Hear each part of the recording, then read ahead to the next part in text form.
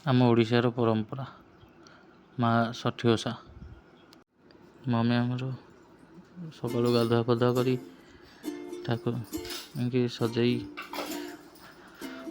ବହି ପଢ଼ୁଛନ୍ତି ଆଉ ଭୋଗ ଲଗେଇଛନ୍ତି, ମାଆଙ୍କୁ ସୁସଜ୍ଜିତ କରିଛନ୍ତି।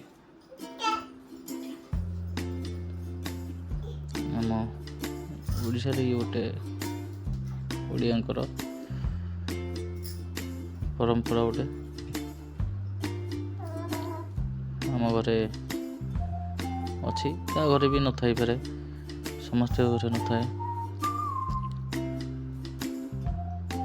ଆମ ଘରେ ଆଜି ଷଠି ଓଷା ପୂଜା ଆରମ୍ଭ ବହୁତ କାଳୁ ହେଇଯାଇଛି।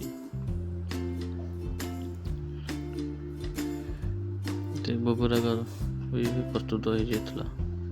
ମୋ ଝିଅ ଆଜି ପ୍ରଥମ ଟାଇମ୍ ପିଠା କରିଛି, ବଢ଼ିଆ କରିଛି, କିନ୍ତୁ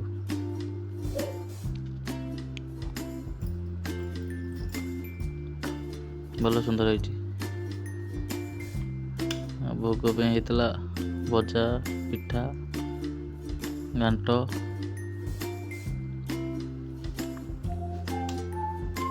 ଅନ୍ନ, ଶାଗ, ଡାଲି ଆଉ ଇଏ ଆଳୁ ଚଟଣି ବି ଥୁଆ ହେଇଛି। ଭୋଗ ସବୁ ଲାଗିଯାଇଛି।